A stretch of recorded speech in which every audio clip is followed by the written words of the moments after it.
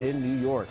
Then, as heat builds in the Northeast, an emergency room doctor joins us to talk about dehydration myths and the symptoms of heat illness. It's all coming up ahead on Wake Up with Al. I'll tell you, the longer heat continues in the Northeast, the more some of those tempers may fray.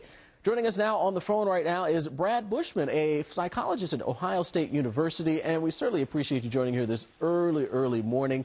Can you tell us what My pleasure. Oh, thank you so much. What are the impacts that a long stretch of some of the very hot days can have on those tempers? It doesn't even take a long stretch. When it gets hot, people get cranky and irritable, and when that happens, they're more likely to behave aggressively.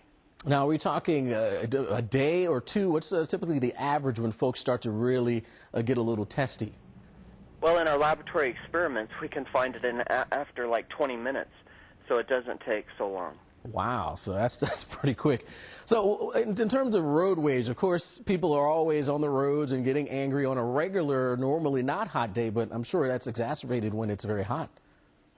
It really is. One of the interesting things about heat is that it reduces perceived arousal. When people get hot, they think, oh, I'm sluggish, I feel like I'm dragging, I'm drained of all my energy, when in fact their physiological arousal, such as their heart rate, actually increases. So people are actually more aroused, but they think they're less aroused, so that when somebody provokes them, they overreact to the provocation. And in terms of crime, do we notice any uptick in crime when the numbers start to climb temperature-wise?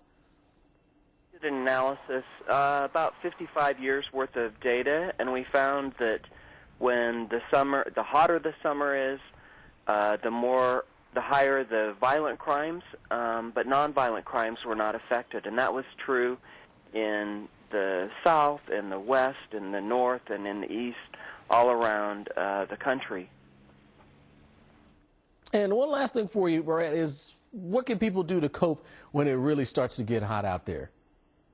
Well, I think the first thing is to realize that hot temperatures can increase aggressive and violent behavior.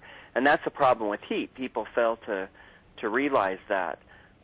So that's the first step, that maybe the reason they feel cranky and irritable is because of the temperature more so than other factors. All right. Well, thanks once again, Brad Bushman, a psychologist at Ohio State University. Certainly appreciate you and all of what you just told us about the heat and those tempers. Well, time now to talk a little tropics out there for you. And indeed, we've been